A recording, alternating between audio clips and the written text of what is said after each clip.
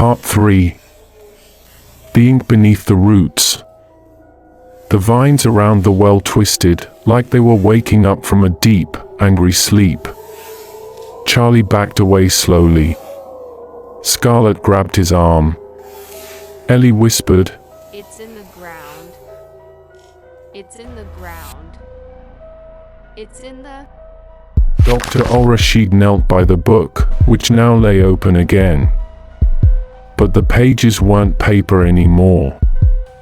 They were something else. Something wet. Something alive. A new line formed on the open page. No, hand wrote it, it just appeared. The roots drink memory. Blood rewrites silence. If he screams again, the forest will remember where it buried him. Charlie fell to his knees. "I heard Daniel," he said. "He's not gone. He's somewhere here." Ellie looked at her arms. They were covered in writing. Not ink. Burn marks shaped like letters. Scarlett pulled up her phone flashlight and pointed it into the well. At the bottom, a single eye opened. Not blinking. Just watching. And it was the same color as Charlie's.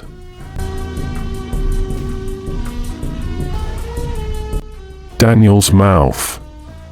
The eye at the bottom of the well didn't blink. It just stared. Charlie leaned closer, unable to stop himself. Then, a sound. Not a voice. Not an echo. A dry gurgle, like someone trying to scream. Underwater. Ellie dropped to her knees, arms still covered in burned letters. She began to mutter, "He didn't die. He changed. He became the mouth." Because the book needed to speak. Scarlett pulled Charlie back. But it was too late. Daniel's voice rose from the well. "I didn't scream, Charlie. I only opened my mouth." And something else crawled in. Dr. Al-Rashid gasped. He flipped the book back 2 pages. There it was. A full drawing. A figure kneeling, mouth wide open, and inside the mouth, not a tongue. A hand. Writing. Underneath, the mouth was not made to speak. It was made to write. Scarlett turned away, nauseous. Charlie stared at the well. And from the darkness, something climbed up. Not Daniel, but what used to be. Scarlett's choice. It wasn't Daniel. The thing that pulled itself out of the well looked like him. Same jacket, same curly hair, same broken glasses. But when it opened its mouth, there were no teeth. Just a smooth, black surface. Like the inside of a closed book. It stepped forward. Scarlett froze. "Don't," Charlie whispered, stepping in front of her. But the thing smiled with a mouth that couldn't smile. Then it spoke, in her voice. "Scarlett, you asked what you'd do to save him. You said, anything. The book heard you." Scarlett trembled. "No. That wasn't. One of you must choose. One stays. One writes. One forgets." Dr. Al-Rashid stepped forward. "It's offering a deal. That means it's scared." But Scarlett knew. This wasn't a deal. It was a trap. and she could already feel the ink behind her eyes. She turned to Charlie.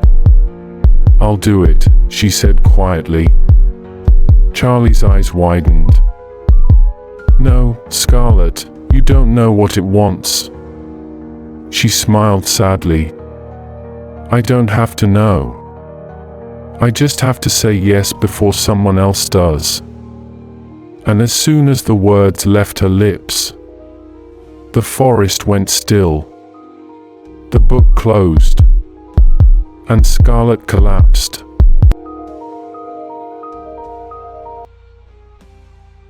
Ellie remembers everything. Scarlet lay motionless on the ground. Charlie held her, shaking. She was breathing, but her eyes blank, like someone had turned the page of her mind and left it empty. Ellie sat cross-legged nearby, staring into space. And then, without warning, she started speaking. Fast, clear, with a voice that wasn't hers. The forest was never a place. The well is not a hole. The book is not a book. Dr. Al-Rashid leaned in, pale. "Ellie, what are you doing?"